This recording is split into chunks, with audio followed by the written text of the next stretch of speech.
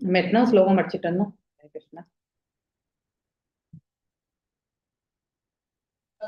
12 Mataji. 12ஆ? Okay,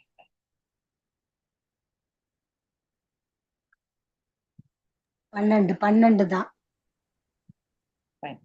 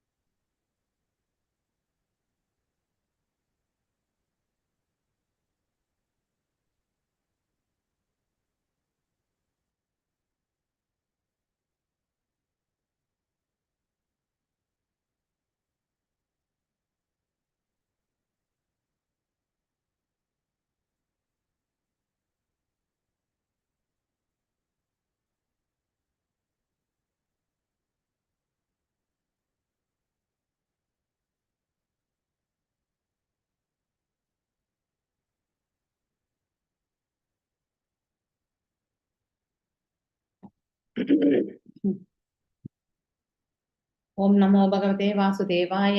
ஓம் நமோ பகவதே வாசுதேவாய. ஓம் நமோ பகவதே வாசுதேவாய. ஓம் அஜ்ஞானதிமிராந்தஸ்ய ஞானாஞ்சனேஷலாக்கய சக்ஷுருன்மிலிதம் येन तस्मै श्रीगुरवे नमः. श्रीचैतन्यमनोभीष्टं स्थापितं येन भूतले स्वयं रूपा कदा मह्यं ददाति स्वपदान्तिकं. हे कृष्णा करुणा सिन्धु दीनबन्धु जगत्पते गोपेशा गोपिका कान्त राधकान्त नमस्तुते. सप्त कांचन गौरांगी राधे वृंदावनेश्वरी ऋषभानुसुते देवी प्रणमामि हरिप्रिये. वाञ्छकल्पतारुभ्यश्च कृपा सिन्धुभ्येव च पतितानां पावनेभ्यो वैष्णवेभ्यो नमो नमः. नमो ओं विष्णुपादाय कृष्णप्रेष्ठाय भूतले श्रीमती भक्तिवेदान्त स्वामिनिधि नामिने. नमस्ते सारस्वते देवे गौरवाणी प्रचारिणे निर्विशेष शून्यवादे पाश्चात्यदेशधारिणे. मूगं करोति वाचालं भङ्गुं लङ्घयते गिरिं यत्कृपातमहं वन्दे परमानन्दमाधवं श्रीकृष्ण चैतन्य ईश्वरम्. हरे कृष्ण कृष्ण कृष्ण हरे हरे, हरे राम राम राम हरे हरे.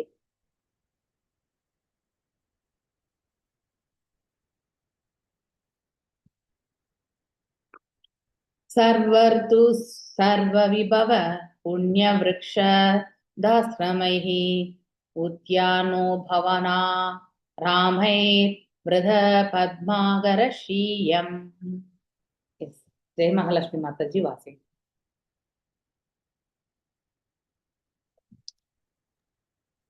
ஒரு நிமிஷம் மாதாஜி.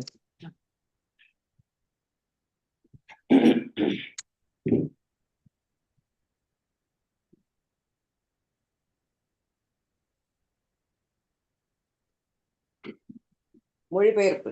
துவாரகாபுரி நகரம் எல்லா பருவ காலங்களின் செல்வங்களாலும் நிறைந்திருந்தது. அங்கு ஆசிரமங்களும் பழத்தோட்டங்களும் பூந்தோட்டங்களும் உல்லாச தோட்டங்களும் மற்றும் தாமரை பூக்கள் நிறைந்த நீர்த்தேக்கங்களும் இருந்தன. பொருளுரை.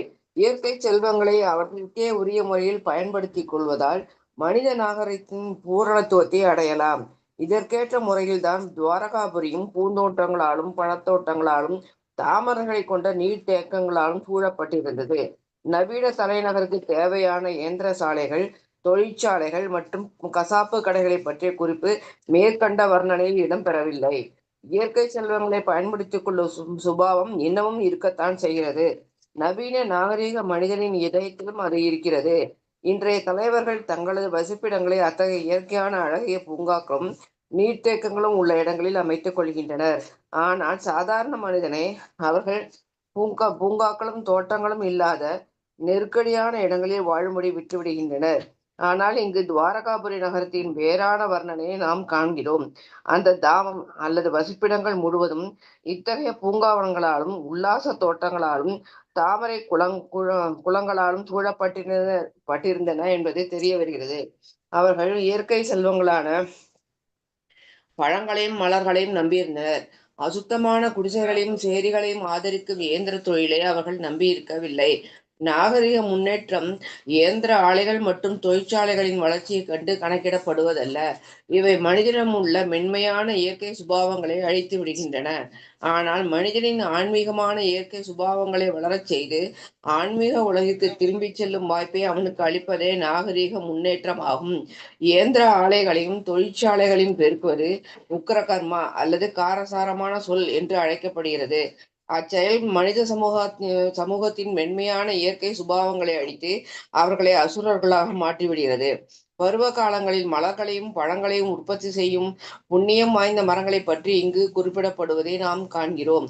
புண்ணியமற்ற மரங்கள் பயனற்ற காடுகளாக மட்டுமே உள்ளன. அவற்றை அடுப்பெரிக்க மட்டுமே உபயோகிக்க முடியும். நவீன நாகரிகத்தில் இத்தகைய புண்ணியமற்ற மரங்கள் சாலை ஓரங்களில் நடப்படுகின்றன. மென்மையான புலன்களை விருத்தி செய்து ஆன்மீக அறிவை பெறுவதற்காக மனித சக்தியை சரியாக உபயோகிக்க வேண்டும். இதில்தான் வாழ்வுக்கான விடையே உள்ளது. பழங்கள், மலர்கள், அழகிய தோட்டங்கள், உல்லாச பூங்காக்கள் மற்றும் வாத்துகளும் அன்னப்பறைகளும் நீந்தி விளையாடும் தாமரை குளங்கள் மற்றும் போதுமான பாலையும் வெண்ணெயையும் கொடுக்கும் பசுக்கள் ஆகியவை மனித உடலின் மென்மையான திசுக்களை விருத்தி செய்வதற்கு முக்கியமானவை ஆகும். மாறாக இருண்ட நிலவரங்களைப் போலுள்ள சுரங்கங்கள், தொழிற்சாலைகள் மற்றும் பட்டறைகள் போன்றவை தொழிலாளிகளிடம் அசுர இயல்பை விருத்தி செய்கின்றன. தொழிலாளிகளின் உழைப்பில் முதலாளிகள் செழிப்படைகின்றனர். இதனால் பல விதத்தில் அவர்களுக்கிடையே கைகலப்பு ஏற்படுகிறது. துவாரகாபுரியின் வர்ணனை மனித நாகரிகத்துக்குரிய சிறந்த உதாரணமாகும். ஹரே கிருஷ்ண மாதாஜி. தேங்க்யூ மாதாஜி.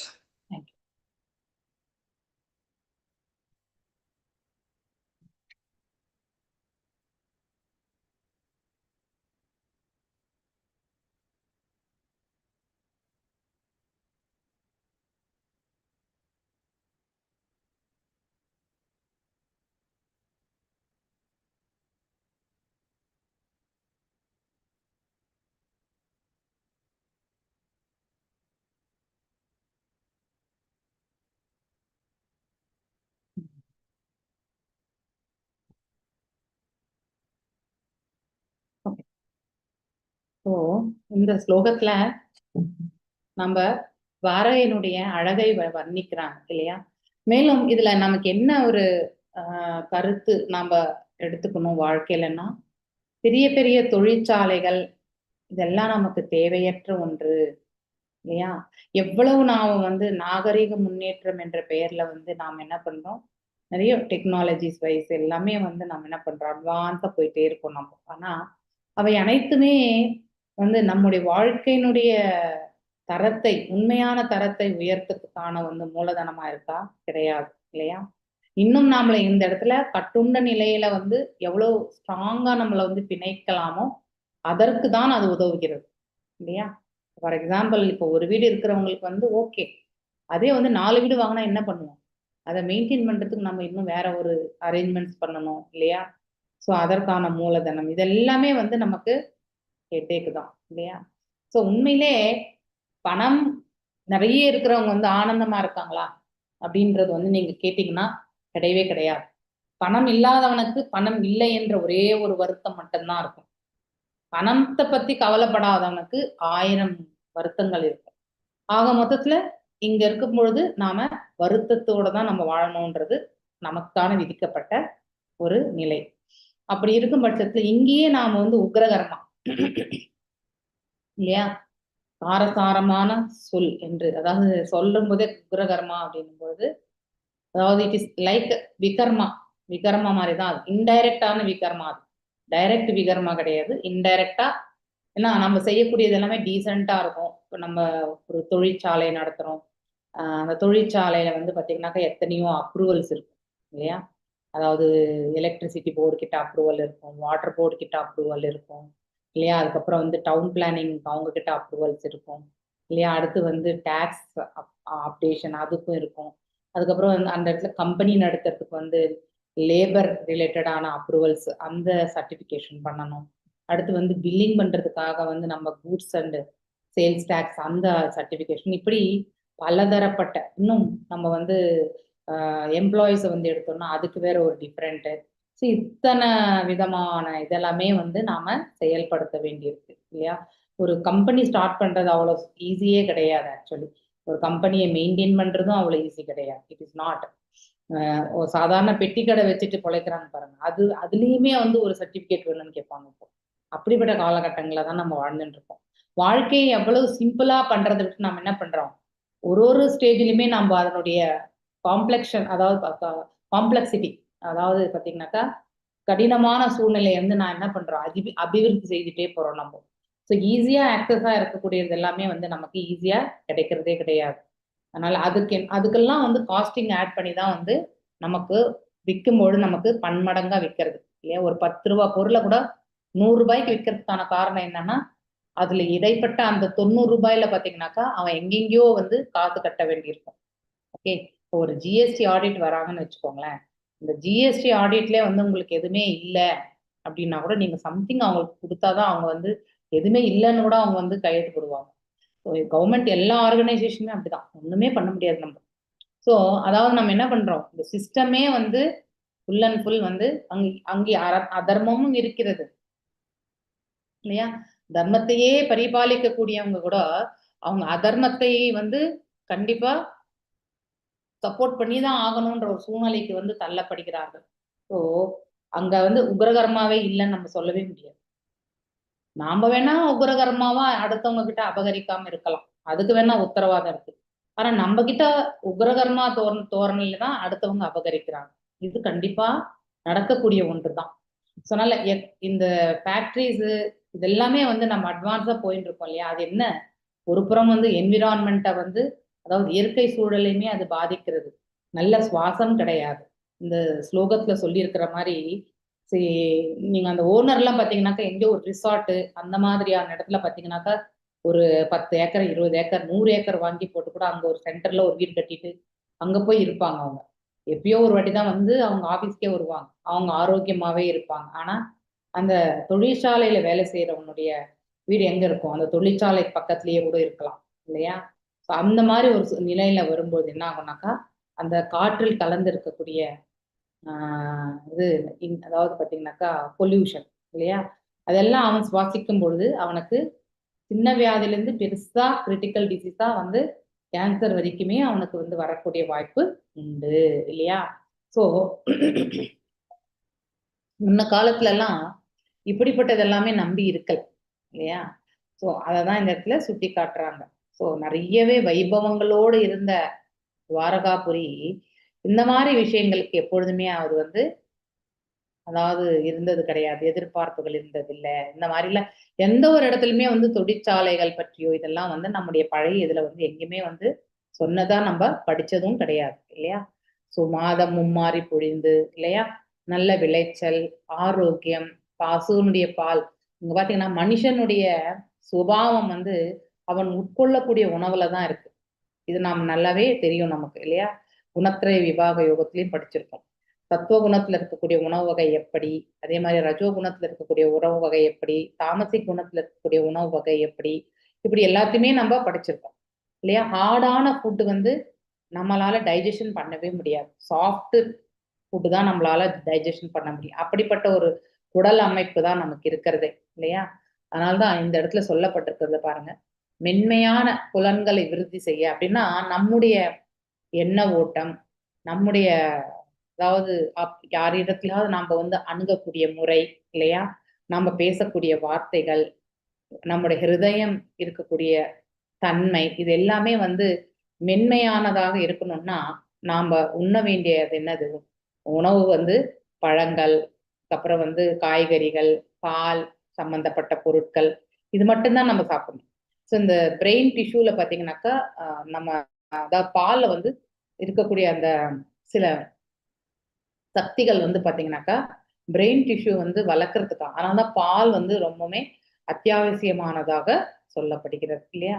ஆனா இந்த தொழிற்சாலைகள் அதுல இருந்து வரக்கூடியது எல்லாமே வந்து நமக்கு நன்மை வந்து பயக்காது இல்லையா. நம்முடைய கழிவுகளால நம்ம எவ்வளவோ கஷ்டப்படுறோம், எத்தனையோ பேருக்கு வியாதிகள் உண்டு இல்லையா. ஸோ தொழிற்சாலையினுடைய கழிவுகள் இதெல்லாம் அந்த காலகட்டத்துல கிடையாது. அவ்வளவு அட்வான்ஸ்மெண்டா நம்ம வந்து போக வேண்டிய அவசியமும் இந்த பிரபஞ்சத்துல கிடையாது. இருக்க போற ஷார்ட் டியூரேஷனுக்கு நாம் எதுக்கு அவ்வளோ அட்வான்ஸ்மெண்ட்டா போக வேண்டியிருக்கு? இப்ப நம்ம ஏஐ எல்லாம் பண்ணிட்டு இருக்காங்க இல்லையா? ஸோ பிற்காலத்துல இப்பயே ஆல்ரெடி நமக்கு வந்து வேலை வாய்ப்பு என்பது மிக குறைவு இல்லையா? எத்தனையோ பிள்ளைங்க வந்து வேலை வாய்ப்பு இல்லாம எல்லாம் இருக்காங்க. ஆனா ஏஐ வந்ததுனாக்கா இப்ப இருக்கிறதுலயுமே இன்னும் ரொம்பவுமே இன்னும் குறைஞ்சு போயிடும் இல்லையா? 10 பேர் செய்ய வேலை இந்த ஒரு ஏஐ, அந்த ஏஐ கூட உருவாக்குறவன் வந்து மனிதன் தான் இல்லையா? ஸோ அதுக்கும் மூல காரணம் அவனுடைய புத்தி கூர்மை தான். புத்தி கூர்மையில பகவான் இருந்துன்னு தான் செய்ய வைக்கிறார். ஆனா அது நல்ல ஒரு மாற்றத்தையோ இல்ல வந்து ஆக்கத்தையோ கொடுக்க போறது கிடையாது. அழிவை தான் கொடுக்க போகிறது இல்லையா? அப்படிப்பட்ட ஏஐ நமக்கு தேவையா? இத வந்து நாம கண்டிப்பா சிந்திக்க வேண்டிய ஒன்று இல்லையா? ஸோ எந்த இடத்துல அது நன்மை பயக்குமோ அந்த இடத்துல, இப்போ ஃபார் எக்ஸாம்பிள் மெடிக்கல் ட்ரீட்மெண்ட் இருக்கு இல்லையா? அதாவது ஃபுல் அண்ட் ஃபுல் ஸ்கேனிங்காக வந்து சில எக்ஸ்ட்ராடினரி ஃபங்க்ஷனாலிட்டிஸ் டெவலப் பண்றதுக்கு ஏஐ உபயோகப்படுத்தினாங்களா தட் இஸ் ஃபைன் இல்லையா? ஸோ அந்த மாதிரி அதே வந்து நம்ம வந்து லேபர் செய்யக்கூடிய இந்த வேலை வந்து படிக்காதவங்களும் இந்த பிரபஞ்சத்துல உண்டு. எல்லாருமே படிச்சு முடிக்கிறது கிடையாது இல்லையா? அவங்களுக்கான வேலை வாய்ப்புகளும் நம்ம கண்டிப்பா இருக்கணும். ஸோ அந்த வேலை வாய்ப்பை கூட நம்ம ஃபுல்லாவே எடுத்துட்டோம்னா அவங்களுடைய வாழ்நிலை எப்படி அமையும் இல்லையா? இதெல்லாம் நம்ம ஏன்னா நம்ம வெறுமனே பசுவை வளர்க்கல நம்ம இப்போ இல்லையா? ஸோ அப்படி இருக்க சூழ்நிலையில வந்து முந்தைய காலகட்டங்கள்ல இருந்த சூழ்நிலை இப்ப கிடையவே கிடையாது. அப்படி இருக்கும் பொழுது நாம ஸோ அந்த மாதிரி வேலை வாய்ப்புகளையுமே நம்ம வந்து அழித்து விடக்கூடாது. ஸோ அட்வான்ஸ்மெண்ட், சயின்டிபிக் அட்வான்ஸ்மெண்ட் என்ற பெயர்ல வந்து நாம் என்ன பண்றோம்? வாழ்க்கையில வந்து இன்னும் மோசமான ஒரு சூழ்நிலைக்கு நாம இந்த மனிதனுடைய வாழ்க்கையை வந்து நாம எடுத்துட்டு போறோம். இங்க அதோட நம்முடைய சுற்றுப்புற சூழலையுமே நாம வந்து அதாவது பொல்யூட்டடா இல்லையா? பொல்யூட்டடான்னாக்கா என்ன சொல்லுவாங்க அதுக்கு இங்கிலீஷ்ல? தமிழ்ல வந்து பொல்யூட்டட்னா ஒரே மாசு பறந்து புழுதி அடைந்து மாசுபடுது. மாசு மாசு ஓகே. மாசுபடியறதுனால என்ன ஆகுது? நமக்கு சுவாசம் என்னென்ன ஆர்கன்ஸுக்கு வந்து இம்பாக்ட் ஆகும்னு நமக்கு தெரியாது. ஓகே. ஆனா கண்டிப்பா ஆகும். இப்படி நம்ம என்ன பண்றோம்? நாகரிகம் என்ற பெயர்ல வந்து ஒருத்தர் பாத்தீங்கன்னாக்கா ஒரு செல்வந்தர் மேலோங்கி போயிட்டே இருப்பார். ஸோ கீழே இருக்கிறவங்க கீழேயே தான் இருப்பாங்க. இந்த மாதிரி எல்லாம் ஒரு imbalanced economic situations. Okay. So இதுதான் நாம இந்த காலகட்டத்துல பாக்குறோம்.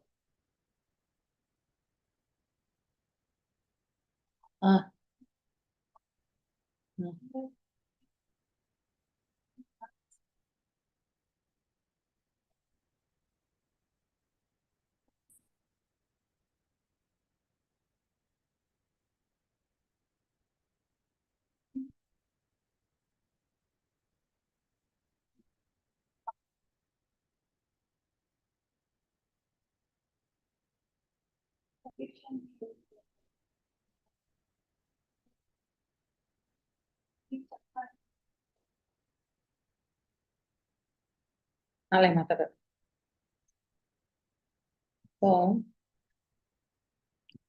அதுதான் இந்த இடத்துல இப்ப துவாரகையினுடைய அழகான ஒரு இயற்கையை பத்தி இந்த ஸ்லோகத்துல சொல்லியிருக்காங்க. ஆனா எப்படி இந்த உலகத்துல வந்து இருக்கக்கூடாது என்பதற்கான விளக்கத்தையுமே நம்ம பிரபுபாதர் கொடுத்திருக்காரு இல்லையா? அதாவது அன்னப்பறவைகளும் நீந்தி விளையாடும் தாமரை குளங்களும் மற்றும் போதுமான பாலையும் வெண்ணையும் கொடுக்கும் பசுக்களும் ஆகியவை மனித உடலின் மென்மையான திசுக்களை விருத்தி செய்வதற்கு முக்கியமானவை ஆகும். மாறாக இருண்ட நிலவலைகள் போலுள்ள சுரங்கங்கள், தொழிற்சாலைகள், பட்டறைகள் இங்கெல்லாம் வந்து நம்ம கடினமா உழைக்கணும். நம்ம மனசுமே வந்து கடினப்படுத்தினாதான் அந்த செயல்லையுமே வந்து சாஃப்டா இருக்கிறவங்களால அந்த வேலை செய்ய முடியாது இல்லையா? ஹார்டா இருக்கிறவங்களால தான் அந்த வேலை செய்ய முடியும். அதுதான் நம்ம இந்த இடத்துல பாக்குறோம். ஓகே.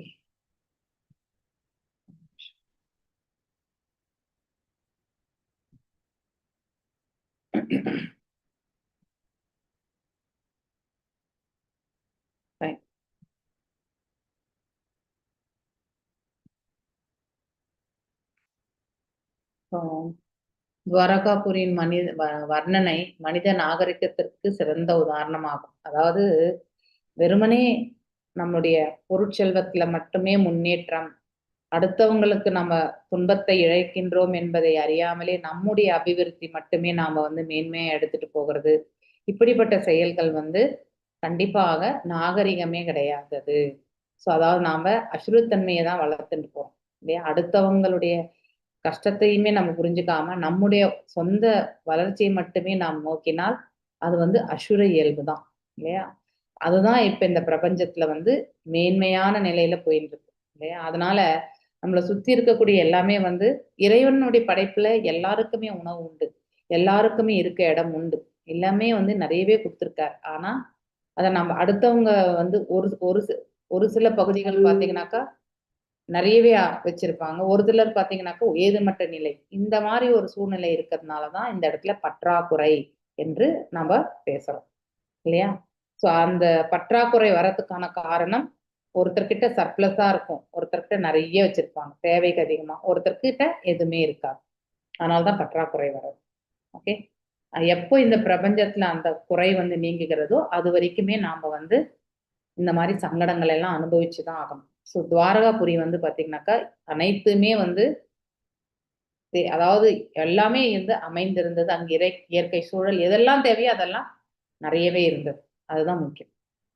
கோபுரத்வார மார்கேஷு கிருத கௌதுக தோரணம் சித்ரத்வஜ பதாகாக்ரைரந்தஹ பிரதிஹதா அதாதவாம். எஸ் பிரேமா மாதாஜி வாசி.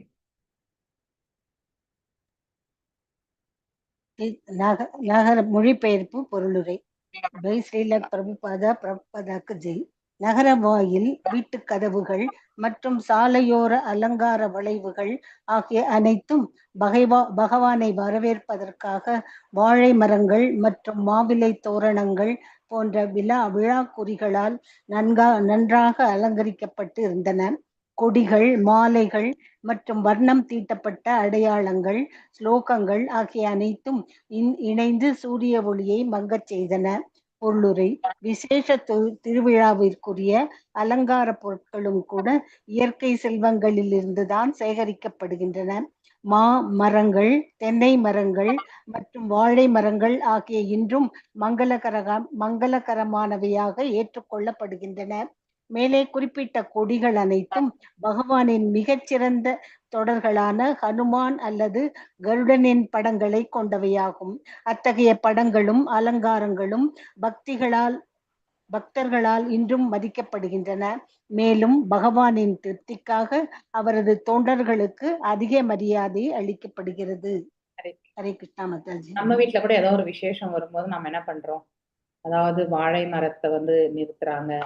அடுத்து வந்து மாவிலை தோரணம் வந்து நம்மளுடைய அதாவது என்ன நெகட்டிவ் எனர்ஜி இருந்தாலுமே அதாவது அதை வந்து விரட்டி அடிக்கக்கூடிய சக்தி உண்டு. அதனால்தான் நம்ம எப்பவுமே வீட்டு முன்னாடி வந்து 2 மாவிலை வந்து சொருகிறதுக்கான காரணம் என்னன்னா, அந்த வீட்டுக்குள்ள வந்து தீயது எதுவுமே உள்ள வராது, பாசிட்டிவ் எனர்ஜி வந்து நமக்கு வந்து வெளிப்படுத்தும். 2வது வாழை. இந்த ஏதாவது இங்க பெங்களூர்ல ரொம்ப விசேஷம் அப்படிதான் வைப்பாங்க. ஐ டோன்ட் நோ, தமிழ்நாட்டுல அதை வந்து சின்ன சின்ன கன்றுகள் வந்து வீட்டுல பூஜை அறையில வைக்க மாட்டாங்க. ஸோ இங்க வந்து எப்படின்னா, ஒரு கணேச சதுர்த்தி இருக்கட்டும், எந்த ஒரு இதுவா இருந்தாலும், ஃபெஸ்டிவலா இருந்தாலும், நம்ம ஏதாவது அர்ச்ச விக்கிரகத்தை வந்து அன்னைக்கு வந்து ஸ்தாபிச்சு நம்ம வந்து செய்தோம்னா, ஃபார் எக்ஸாம்பிள் சத்யநாராயண பூஜை இருக்கு, சத்யநாராயண பூஜைக்கு கூட வந்து 2 குட்டி குட்டியா வாழைக்கண்ணை வச்சுட்டு தான் வந்து பண்ணுவாங்க. ஸோ அது என்னன்னா, அந்த புரோகிதர் பாத்தீங்கன்னா கண்டினியூஸா வந்து எல்லாத்துக்குமே ஒரு ரீசன் இருக்கு. ஓகே, கண்டினியூஸா அவர் வந்து எப்படியும் 2 மணி நேரம் மினிமம் வந்து அவர் வந்து அந்த கதை வந்து 1 மணி நேரம் படிக்க வேண்டியிருக்கும். மிச்சம் அதாவது வேற மந்திர உச்சாடனங்கள் எல்லாம் இருக்கும் இல்லையா, அந்த பூஜா விதி விதானங்களுக்கு எல்லாமே வந்து அவர் 1 மணி நேரம் கண்டிப்பா செலவு பண்ணுவார். அதோட அலங்காரத்துக்கு எப்படியும் ஒரு 1 மணி நேரம், 3 மணி நேரம் கிட்டத்தட்ட அவர் வந்து அந்த இடத்துலதான் இருப்பார். அப்போ அவர் அந்த உச்சாடனம் பண்ணும்போது கண்டினியூஸா 2 ஹவர் பேசும்போது என்ன ஆகும்னாக்கா, அவருக்கு ஆக்சிஜன் லெவல் வந்து பாத்தீங்கன்னாக்கா கண்டிப்பா பிளக்சுவேஷன் இருக்கும். ஓகே, எனர்ஜி வந்து யூட்டிலைசேஷன். ஏன்னா வயிறு நிறைய சாப்பிட்டெல்லாம் உட்கார மாட்டாங்க, அவங்களுமே வந்து உபவாசத்தோட தான் செய்வாங்க. ஸோ அப்படி செய்யும் பொழுது அவங்களுக்கு இருக்க அந்த எனர்ஜி லெவல் டவுன் ஆகாம இருக்கிறதுக்கு அந்த நமக்கு அந்த வாட் எவர் நம்மளை சுத்தி இருக்கக்கூடிய இந்த இதுல வந்து நிறைய கார்பன் டை ஆக்சைடு இருக்கும் இல்லையா, அது எல்லாமே அந்த வாழை மரம் வந்து இழுத்துக்கணும்.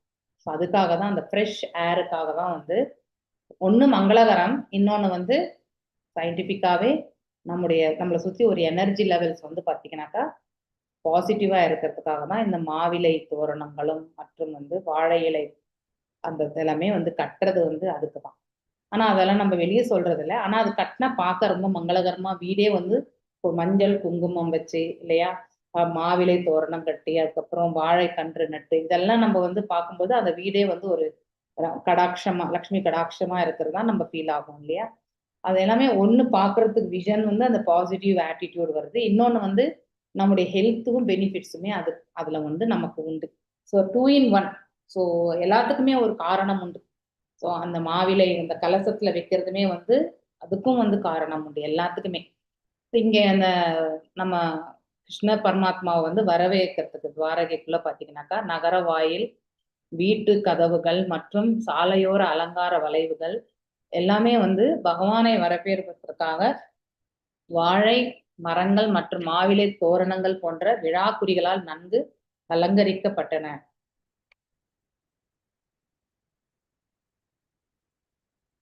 இப்படி இந்த அவருடைய வரவேற்பு வந்து பாத்தீங்கன்னாக்கா ரொம்ப அற்புதமா செய்யப்பட்டிருக்கிறத வந்து இந்த பேராகிராஃப்ல இருந்து ரொம்ப அழகா சொல்லப்பட்டிருக்கு.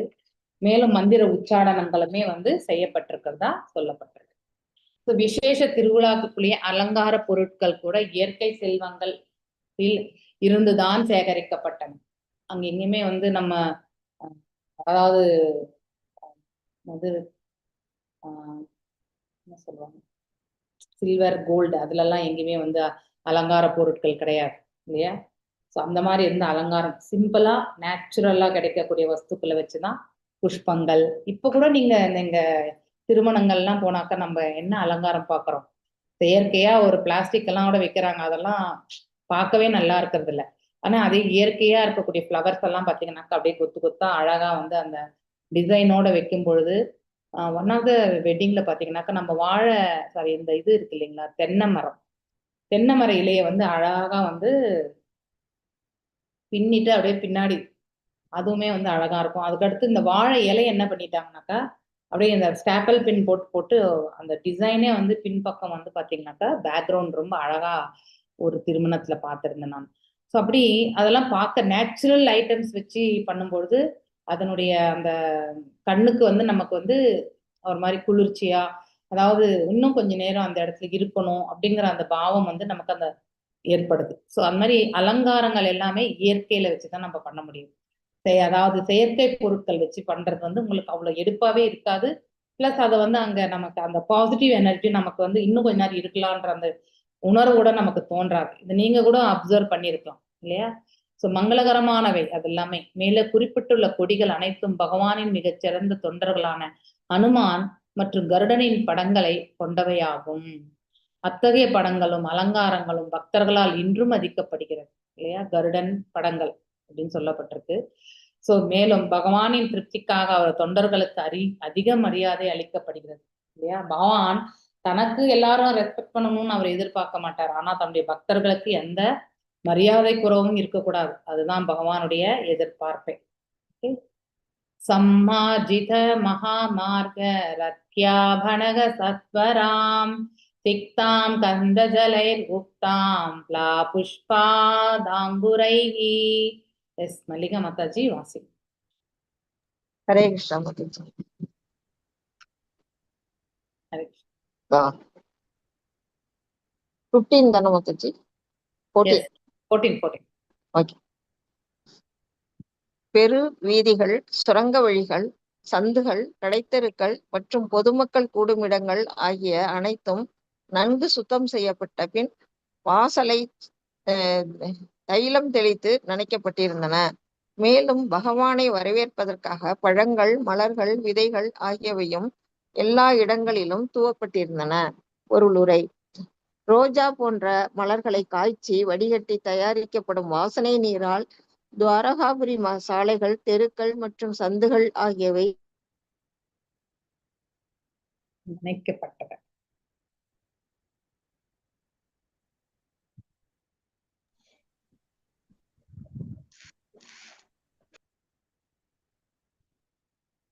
கடை வீதிகளும் பூந்தோட்டம். மாதாஜி படிச்சது உங்களுக்கு எல்லாரும் கேட்டுச்சு, எனக்கு மட்டும் தான் கேட்கலையா? கேட்கல கேட்கலையா மாதாஜி. கேட்கலையா மாதாஜி? நன்கு சுத்த, அதாவது என்ன நனைக்கப்பட்டன, அது வரைக்கும் தான் நீங்க படிச்சது எங்களுக்கு கேட்டுச்சு. கடை வீதிகளும் மக்கள் கூடும் பொது இடங்களும் நன்கு சுத்தப்படுத்தப்பட்டன. மேற்கூறிய விளக்கத்திலிருந்து துவாரகாபுரி நகரம் பல ஓகே நெடுஞ்சாலை. மாதாஜி, இப்ப கேக்குதா? இப்ப கேக்குது. கேக்குதா மாதாஜி? ஓகே. மேற்கூறிய விளக்கத்திலிருந்து துவாரகாபுரி நகரம் மறுபடியும் போயாச்சு. ஹரே கிருஷ்ணா மாதாஜி, நான் படிக்கிட்டா? படிங்க. ரோஜா போன்ற மலர்களை காய்ச்சி வடிகட்டி தயாரிக்கப்பட்ட பல வாசனை நீராக நெடுஞ்சாலைகள், தெருக்கள் மற்றும் மலர்களாலும் பழங்களாலும் நன்கு மளிகை மாதாஜி இருங்க, உங்களுக்கு அடிக்கடி போயினே இருக்கு. ரேவதி மாதாஜி வாசி. மாதாஜி நீங்க அவங்கள மியூட் பண்ணிருங்க மாதாஜி. மல்லிகா மாதாஜி மியூட் பண்ணிருங்க. சரி. ரோஜா போன்ற மலர்களை காய்ச்சி வடிகட்டி தயாரிக்கப்பட்ட வாசனை நீரால் துவாரகாபுரி சாலைகள், தெருக்கள் மற்றும் சந்துகள் ஆகியவை நனைக்கப்பட்டன. கடைவீதிகளும் மக்கள் கூடும் பொது இடங்களும் நன்கு சுத்தப்படுத்தப்பட்டன. மேற்கூறிய விளக்கத்திலிருந்து துவாரகாபுரி நகரம் பல நெடுஞ்சாலைகள், தெருக்கள் மற்றும் மலர்களால் பழங்களால் நன்கு அலங்கரிக்கப்பட்ட உல்லாச தோட்டங்கள், பூந்தோட்டங்கள், நீர்த்தேக்கங்கள் ஆகியவற்றுடன் கூடிய பொது மைதானங்கள் போன்றவைகள் கூட பொது மைதானங்களை போன்றவைகள் கொண்ட பெருநகரமாக இருக்க வேண்டும் என்று காணப்படுகிறது. மேலும் பகவானை வரவேற்பதற்காக மலர்கள், பழங்கள், உடையாத தானிய விதைகள் கூட பொது இடங்களில் தூவப்பட்டிருந்தன. உடையாத தானிய விதைகள் முளை வடிவில் உள்ள பழங்கள் மங்களம் அளிப்பவையாக கருதப்பட்டன. இவை இன்றும் இந்துக்களால் பொது விழாக்கள் காலங்களில் இவ்வாறு உபயோகப்படுத்தப்படுகிறது. ஹரே கிருஷ்ண மாதாஜி. நம்ம இந்த இதுக்கு வாழைப்பழமும் இது தேங்காய் எச்சல் படாதது, அதனால அது கடவுளுக்கு வைக்கணும் மாதாஜி. இன்னொன்னு என்னன்னா, இந்த இது இருக்கு இல்லைங்களா, என்னது நவதானியங்கள் எல்லாம் என்ன பண்ணுவாங்க, முளை கட்டி அந்த முளைப்பாரின்னு சொல்லுவாங்க. அது எப்படி நல்லா வருதோ அது மாதிரி அந்த இதுவுமே ரொம்ப நல்லா வரும் அப்படின்னு சொல்லுவாங்க. அந்த வம்சம் தழைக்கும் சொல்லுவாங்க. அது எவ்வளவு தூரம் பயிராதோ அந்த அளவுக்கு அந்த வம்சம் வளரும்னு சொல்லுவாங்க இல்லையா. அதெல்லாமே ஒரு இன்றைய வரைக்கும் கூட நம்ம இதுல உண்டு இல்லையா. ஈவன் நம்ம நவராத்திரி அப்ப நிறைய பேர் பிராமின்ஸ் வீட்டுல இந்த வைப்பாங்க இல்லையா. ஸோ அதுவுமே ரொம்ப இம்பார்ட்டண்ட்டான ஒரு விஷயமா செய்வாங்க. ஸோ இது ஜென்ரலா ஸோ இப்போ ரோஸ் வாட்டர் எல்லா இடத்துலையுமே தெளிச்சாக்க எப்படி அந்த ஸ்மெல் நல்லா இருக்கும் இல்லையா. ஸோ மேலும் ஒரு ரிஃப்ரெஷ்மெண்ட் தான். ரோஸ் வாட்டர் எப்பவுமே நமக்கு புத்துயிர் அளிக்கிறதுக்காக தான் ரோஸ் வாட்டர் கொடுக்கறது. ஸோ அது மாதிரி அல்ல நகரப்புறம் எல்லாமே சுத்தப்படுத்தப்பட்டு ரொம்ப அழகா மேலும் அங்கங்க இந்த தெருக்கள் எல்லாமே பழங்கள் இதெல்லாம் வச்சு யார் வந்தாலுமே வழங்கறதுக்கு பகவான் ரிசீவ் பண்ண பிறகு ஸோ அங்க இருக்கிறவங்களுக்கு எல்லாமே அது பகிர்ந்து கொடுக்கறதுக்காக தான் அந்த ஏற்பாடெல்லாம் செய்யப்பட்டது. द्वारी द्वारी गृहाणां तदि अक्षद प्लेक्षुभिः अलङ्कृतां पूर्णकुम्भैर्बलिभिः धूपदीपैः. சரி, யாருன்னா வாசிங்கோ. ஒவ்வொரு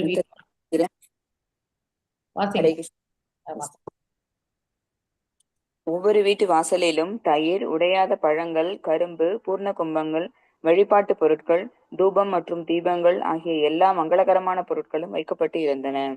பொருளுரை. வரவேற்பு அளிக்கும் வேத சடங்குகள் வரட்டுத்தனமானவை அல்ல.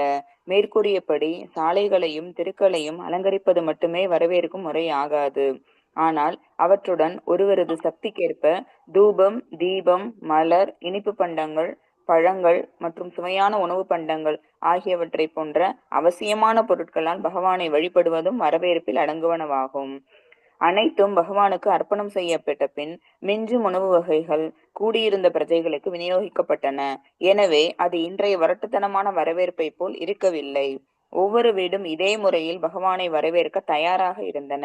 இதன் விளைவாக சாலைகளிலும் தெருக்களிலும் உள்ள ஒவ்வொரு வீடும் இவ்வாறு பகவானுக்கு நிவேதனம் செய்து மிஞ்சிய உணவை பிரஜைகளுக்கு விநியோகம் செய்ததால் விழா வெற்றிகரமாக முடிந்தது.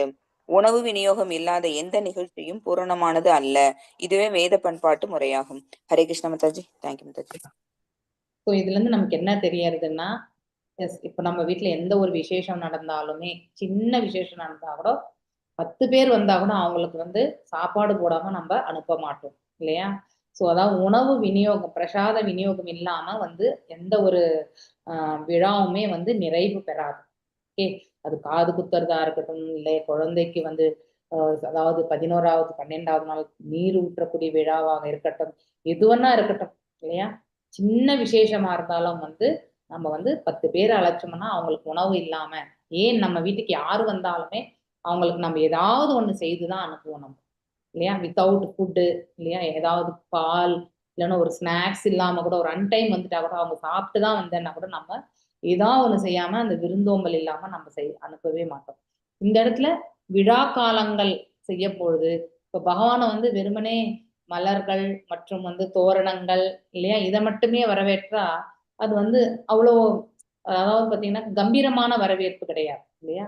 அவரே வந்து கம்பீரமானவர், அவருக்கு சமமா நம்மளால ஏதாவது ஒண்ணு செய்யணும்னா நம்ம அநேக விதமான அதாவது பண்டங்கள் வந்து பாத்தீங்கன்னாக்கா அதாவது நம்ம சமைத்து அவருக்கு வந்து நம்ம அதை கொடுத்து மற்றவர்களுக்கெல்லாம் விநியோகம் செய்யறது, இந்த செயல் வந்து செய்தால்தான் அது அவருக்கு நாம் அளிக்கக்கூடிய கௌரவம் இல்லையா? மரியாதை. அதான் அங்கிருந்த துவாரகாபுரி மக்கள் வந்து செய்ததாக இந்த இடத்துல வந்து சொல்லப்பட்டிருக்கு. மிஞ்சிய உணவை வந்து பிரஜைகளுக்கு வந்து விநியோகம் செய்தது. இப்படி வெற்றிகரமாக பகவானை வந்து ரிசீவ் பண்றாங்க இல்லையா? நெக்ஸ்ட் ஸ்லோகம்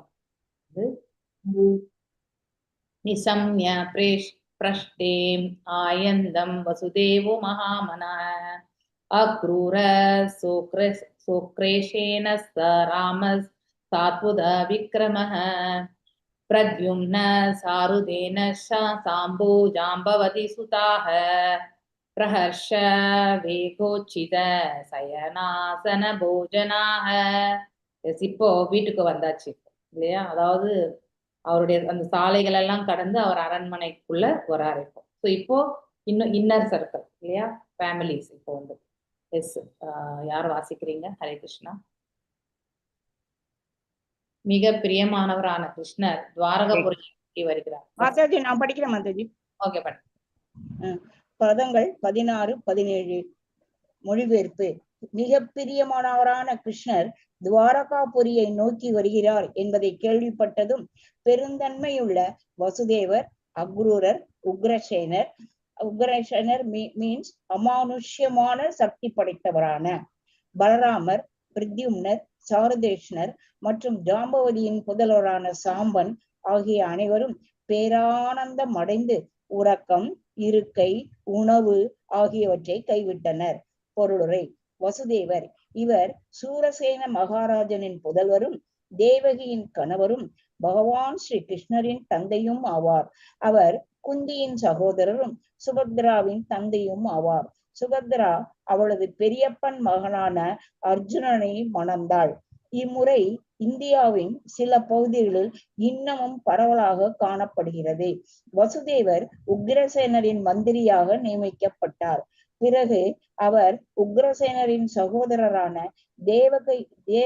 தேவகியின் 8 புதல்விகளை மணந்தார். அவர்களில் தேவகியும் ஒருவராவார். கம்சன் அவருக்கு மைத்துனாவான். தேவகியின் 8வது புதல்வரை கம்சனிடம் ஒப்படைத்து விட வேண்டும் என்ற பரஸ்பர ஒப்பந்தத்திற்கேற்ப வசுதேவர் கம்சனிடம் தன்னிச்சையாக சிறைப்பட்டார். கிருஷ்ணரின் விருப்பத்தால் இத்திட்டம் முறியடிக்கப்பட்டது. பாண்டவர்களின் தாய்மாமன் என்ற முறையில் அவர்களுடைய புனிதப்படுத்தப்படும் சடங்கில் தீவிரமாக பங்கு கொண்டார். புரோகிதரான கஷ்யபரை சதுஷங்க பர்வதத்திலிருந்து அழைத்து வரச் செய்து அந்நிகழ்ச்சியை அவர் நிறைவேற்றினார். கம்சனின் சிறைக்குள் தோன்றிய கிருஷ்ணரை அவர் கோகுலத்தில் உள்ள நந்த மகாராஜாவின் வீட்டிற்கு மாற்றினார். வசுதேவரின் மறைவுக்கு சற்று முன் கிருஷ்ணர் பலதேவருடன் மறைந்து விட்டார். அர்ஜுனன் வசுதேவரின் மறைவுக்கு பிறகு அவரது ஈமச் சடங்குகளை பொறுப்பேற்று நடத்தினர். அக்ரூரர் இவர் விஷ்ணு வம்சத்தின் தலைமை தளபதியும் பகவான் ஸ்ரீ கிருஷ்ணரின் மிகச்சிறந்த பக்தருமாவார்.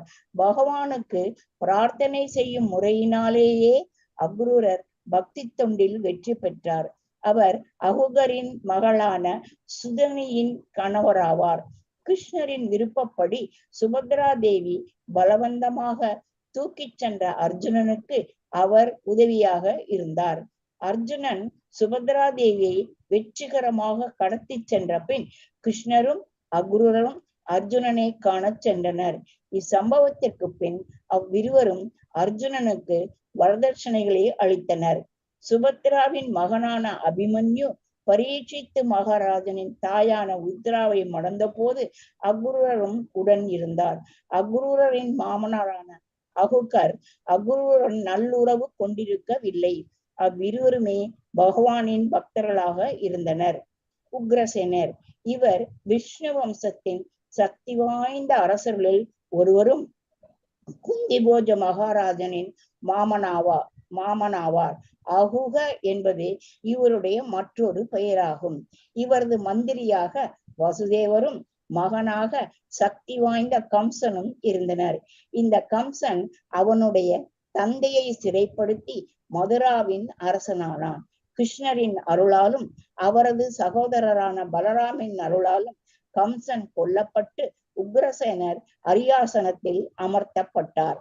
துவாரகா நகரத்தை சால்வன் தாக்கிய பொழுது உக்ரசேனர் மிகவும் துணிவுடன் போரிட்டு எதிரியை துரத்தி அடித்தார். உக்ரசேனர் பகவான் ஸ்ரீ கிருஷ்ணரின் திவ்யமான நிலையை பற்றி ஸ்ரீ நாரதரிடம் வினவினார். யது வம்சம் அழிக்கப்பட இருந்த பொழுது சாம்பனின் கருவில் உண்டான இரும்பு துண்டம் உக்ரசேனரிடம் ஒப்படைக்கப்பட்டது. இரும்பு துண்டத்தை அவர் சிறு துண்டுகளாக வெட்டி பிறகு மாவு போல் அரைத்து அதை துவாரகையின் கரையில் உள்ள கடல் நீரில் கரைத்து விட்டார். மரணமடைந்ததும் அவர் முக்தி பெற்றார். பலதேவர் இவர் வசுதேவர் மற்றும் அவரது மனைவி ரோஹிணி ஆகியோரின் தெய்வ புதல்வர் ஆவார். இவர் ரோஹிணிக்கு பிரியமான புதல்வர் என்பதால் ரோஹிநந்தன் என்றும் அழைக்கப்படுகிறார். வசுதேவர் சிறைவாசத்தை ஏற்ற பொழுது பலதேவரும் அவரது தாய் ரோஹிணியும் கூட நந்த மகாராஜனிடம் ஒப்படைக்கப்பட்டனர்.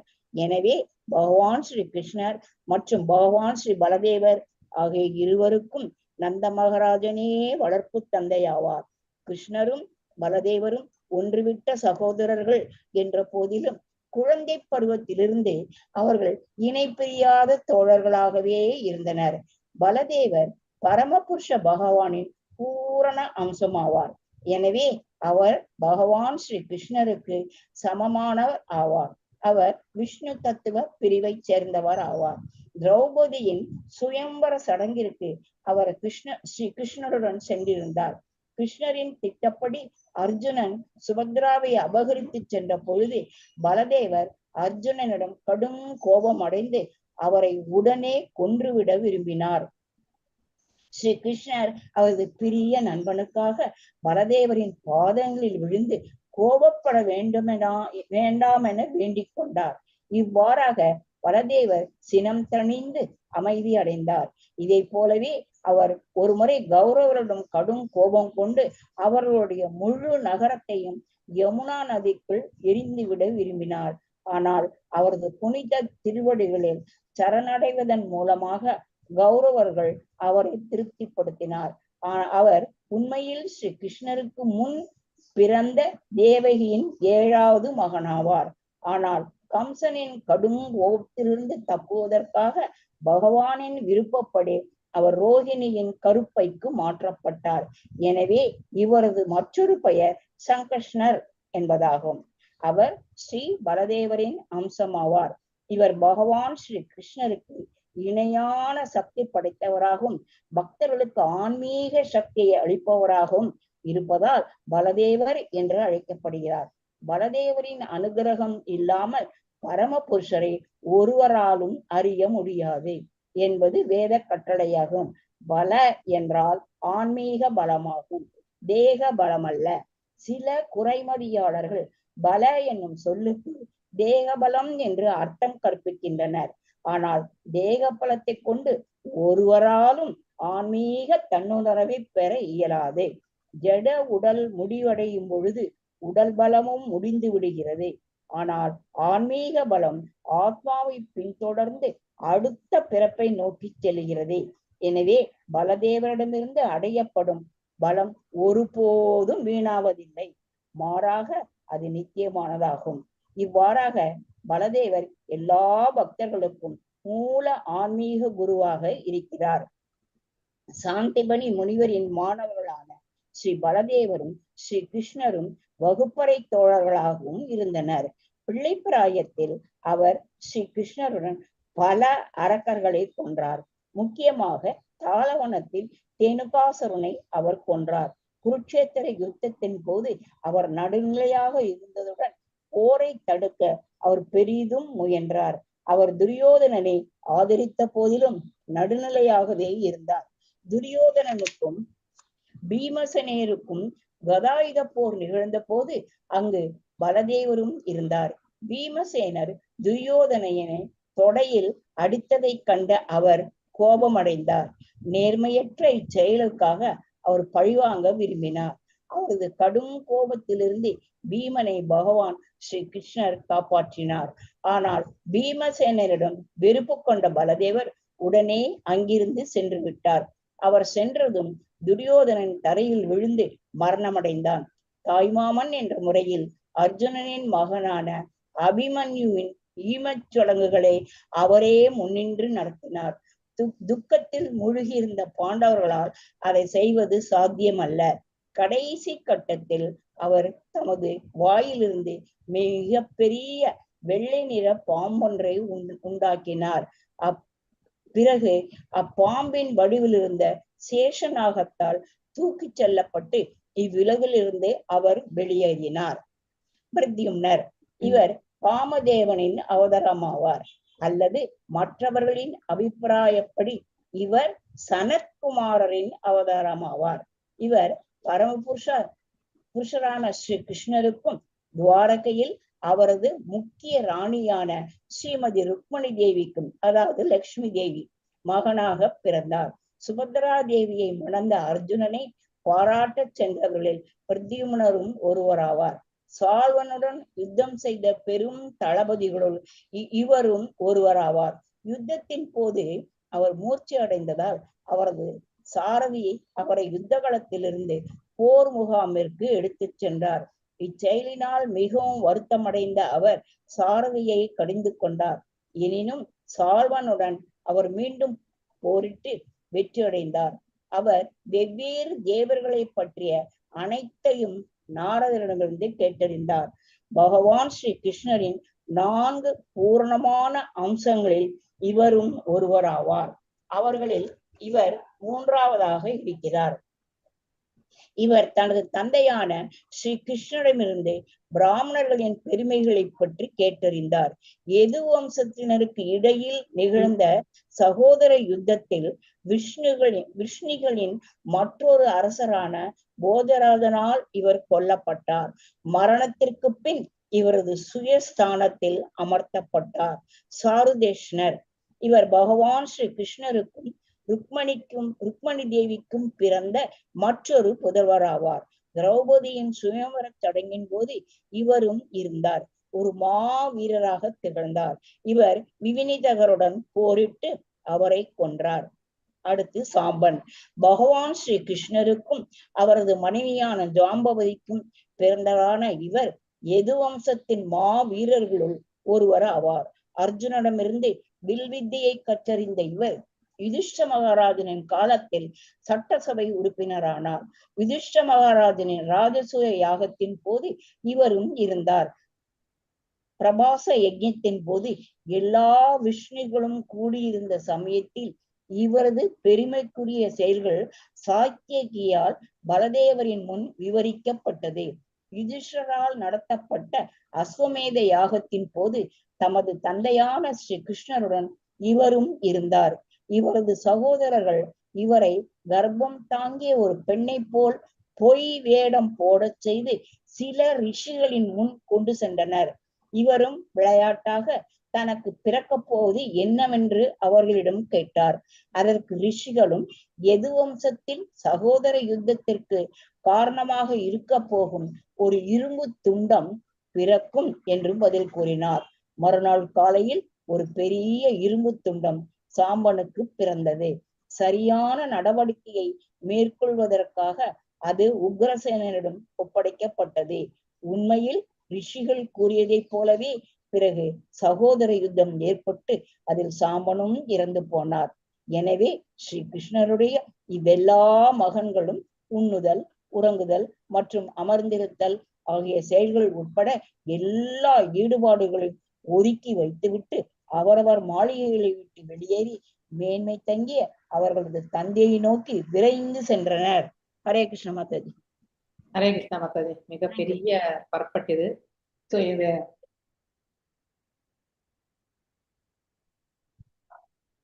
இது வந்து நம்ம அதாவது இப்போ பகவானை வந்து அவங்களுடைய குடும்பத்துல இருக்கக்கூடிய நபர்கள் வந்து எல்லாருமே வந்து அவரை வரவேற்கிறாங்க இல்லையா.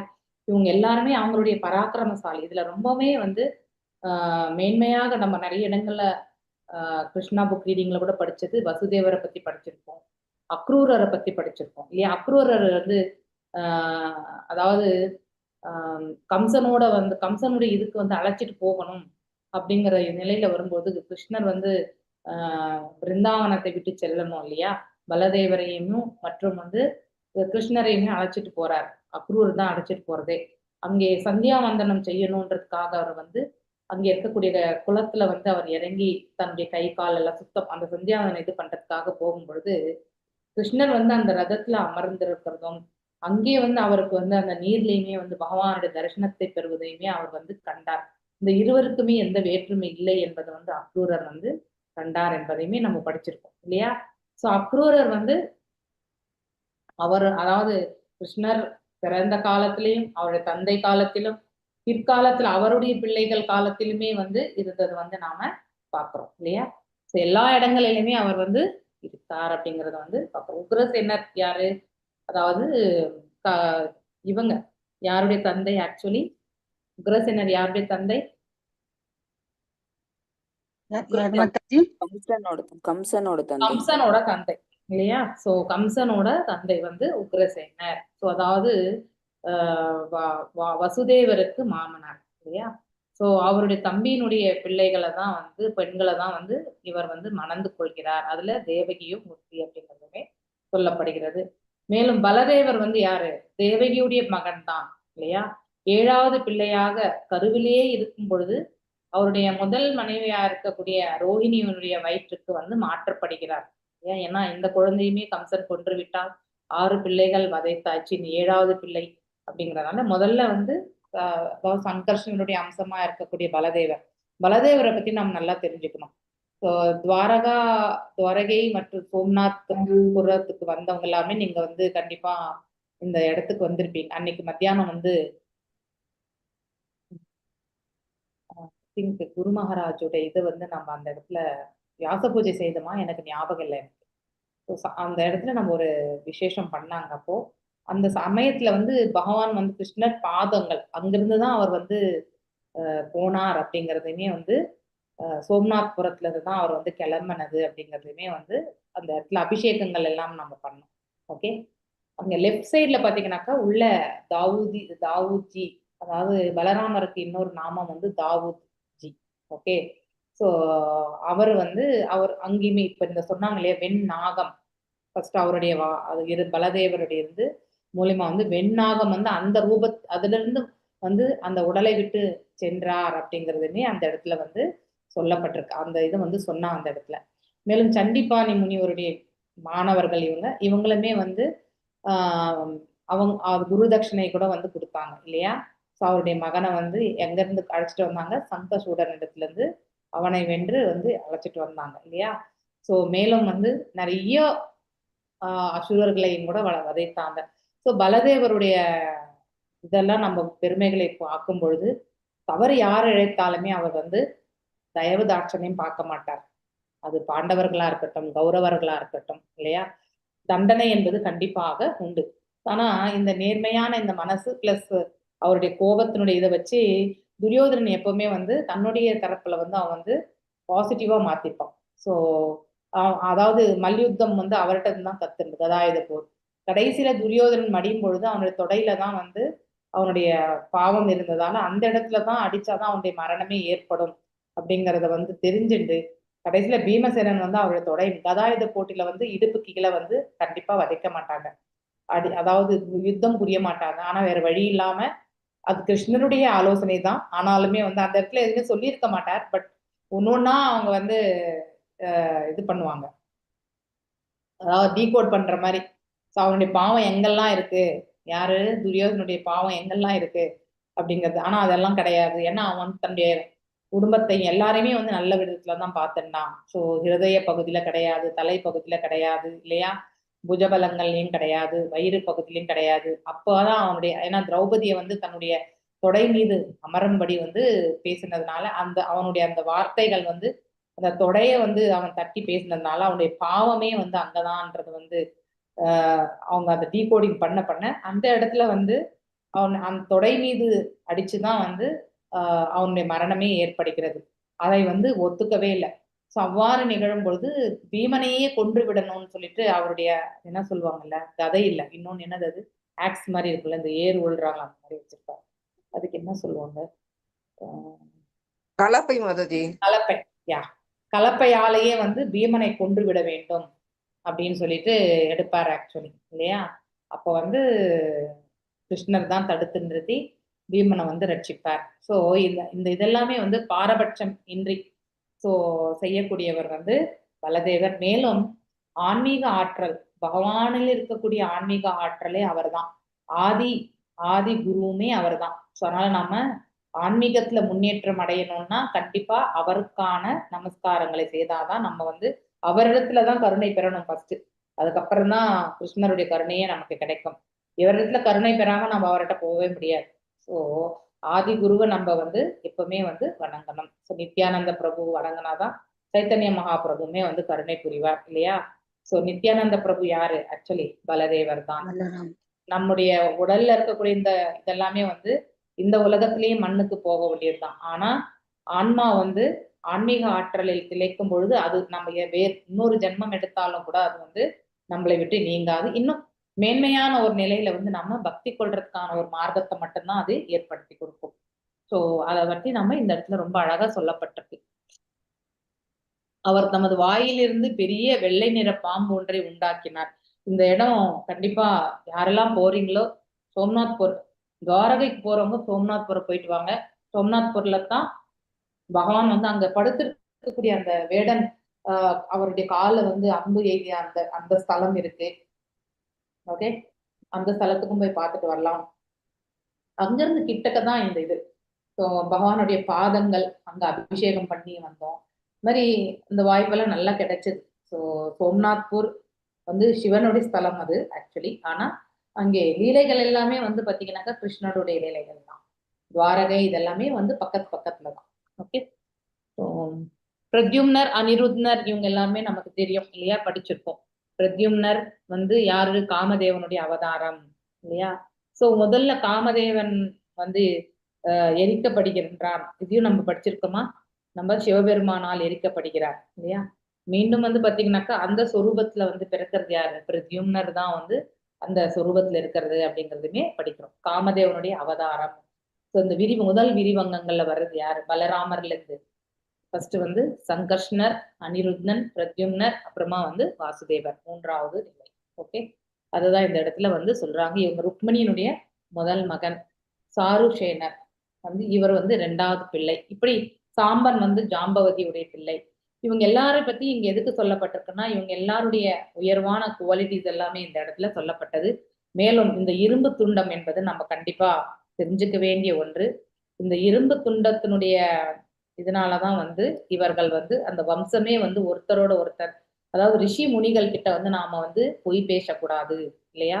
மேலும் அவர்களிடத்துல நாம வந்து தவறுதலா கூட வந்து நம்ம கீழான நிலையில வந்து விளையாடவே கூடாது இல்லையா. இந்த இடத்துல ரிஷிமுனிகளுடைய குவாலிட்டிஸ் நமக்கு தெரியும். பரமாம்ச நிலையில இருக்கிறவங்க, அவங்க முன்னாடி நம்ம வந்து இந்த மாதிரி ஒரு, அதாவது கர்ப்பிணியா ஒரு வேடம் போட்டு இந்த சாம்பன் போனதால ஸோ உண்மையிலே வந்து இந்த அந்த அவருடைய வயிற்றுல இருந்து இந்த இரும்பு இது வந்து துண்டம் வந்து பிறக்கிறது. என்னதான் அது தவிடுபுடியா அதாவது பண்ணி போட்டா கூட அதனாலதான் அவங்களுடைய வம்சமே வந்து அழிவுறதுக்கான ஒரு காரணமாக ஆகிறது. ஓகே, அதனால நம்ம யார்கிட்டயுமே வந்து குறைச்சி எடை போடக்கூடாது, யாரையுமே நாம வந்து அவமதிக்கவும் கூடாது. அது கண்டிப்பா பலிக்கும். இதே மாதிரி ஒரு இன்சிடென்ட் பாத்தீங்கன்னா சத்யநாராயண பூஜையில கூட ஒரு கதை உண்டு. ஆக்சுவலி அதுலயுமே வந்து ஒரு வியாபாரி என்ன பண்ணுவான், அவனுக்கு பேராசை இல்லையா, அவனும் அவனுடைய மருமகனுமே வந்து அங்க வந்து விருத்த பிராமண ரூபத்துல வந்து பகவான் தான் வந்திருப்பார். ஸோ அவனுடைய உண்மையான நிலை வந்து தெரிஞ்ச பிறகு அந்த அரசன் வந்து சிறைச்சாலையில இருந்து விடுவித்து நிறைய பொண்ணு பொருள் எல்லாம் கொடுத்து அனுப்புவாங்க, உங்க வீட்டுக்கு போங்கன்னு சொல்லிட்டு. ஸோ தவறுதெல்லாம் அவர் வந்து கைது செய்யப்பட்டதால ஸோ அதையெல்லாம் வந்து ஒரு படகுல போட்டுட்டு அவன் வந்து கடையை கடந்து அவன் வீட்டுக்கு போகணுன்றதுக்காக இருக்கும்போது இப்பவாவது இவன் வந்து நம்மளை சேவிக்கிறானா அப்படிங்கிறது. ஏன்னா அவருடைய அனுகிரகத்தாலதான் அவன் வந்து இவ்வளவு தூரம் வந்திருக்கான்றது வந்து அந்த கதையில வரும். ஸோ அப்பயுமே அவன் வந்து கடவுளை பத்தி, அதாவது பகவானை பத்தி பெருசா நினைக்கிறது இல்லை. அவன் கேட்கும்பொழுது இதுல எல்லாமே இலைத்தலை தான் இருக்குன்னு சொல்லிடுவாங்க. ஸோ உண்மையிலேயே அது அப்படியே ஆகட்டும்னு அப்புறமா அதை ஓபன் பண்ணி பார்த்தா உண்மையிலேயே அங்க இலைத்தலைகள் தான் இருக்கும். ஸோ அப்படி நம்ம வந்து இந்த மாதிரி உண்மையான யோகத்தில் நிலை பெற்று இருக்கிறவங்களுடைய இடத்துல வந்து நாம பொய் உரைக்க கூடாது இல்லையா, அது ரொம்ப தவறானது. மேலும் வந்து நாம தவறுகளும் செய்யக்கூடாது, இதை நாம தெரிஞ்சுக்கிறோம். இப்போ அந்த பெரிய எது வம்சமே வந்து ஒருத்தர் அடிச்சுட்டு மரணிக்கக்கூடிய அந்த நிலை தான் இந்த இடத்துல ஏற்படுகிறது இல்லையா. இது எல்லாமே இங்க வந்து எதுக்கு சொல்லப்பட்டனா ஒவ்வொருத்தருடைய அதாவது உயர்வான நிலைகளை பற்றி எடுத்துரைக்கிறதுக்காக தான் இவங்கெல்லாம் செலக்டடா இவங்களை பத்தி இந்த இடத்துல சொல்லப்பட்டிருக்கு. அது தவிர்த்து 10,108 மனைவிமார்களுடைய ஒவ்வொருத்தருக்குமே 10 பிள்ளைகள் இல்லையா, அவங்க எல்லாருமே கூட வந்து பகவானை வந்து ரிசீவ் பண்றதுக்காக அவங்களுடைய என்னென்ன வேலைகள் செய்து கொண்டிருந்தாங்க. பின்னாடி அடுத்து வரக்கூடிய ஸ்லோகத்திலுமே நம்ம வந்து பார்ப்போம். அதாவது மனைவிமார்கள் வந்து எப்படி எல்லாம் அவங்களுடைய வாழ்நிலையை அமைத்தார்கள். பகவான் இல்லாதப்போ பெருசா அலங்காரம் பண்ணாம இல்லையா, அடுத்து வந்து யாருடைய இடத்துக்குமே வீட்டுக்கும் போக மாட்டாங்க. மேலும் வந்து எப்பொழுதுமே இறைவனையும் எண்ணி கொண்டிருக்கக்கூடிய அந்த ஒரு தியானத்துல வந்து ஆழ்ந்திருப்பாங்க அவங்க. ஸோ பகவான் வந்திருக்காருன்னா அது எல்லாத்தையுமே வந்து விட்டு அப்புறமா எழுந்து வருவாங்க. ஸோ அதெல்லாம் அடுத்து வரக்கூடிய ஸ்லோகத்துல நாம படிப்போம். ஓகே, நான் இன்னைக்கு இதோட நிறுத்துறேன். வாஞ்ச கல்பதாருபேஷ கிருபா சிந்து பேவச்ச பதிதனாம் பாவனேபியோ வைஷ்ணவேபியோ நமோ நமக. अनंत कोटि वैष्णव वृंद की जय. नामाचार्य हरिदास ठाकुर की जय. हरे कृष्णा कृष्ण कृष्ण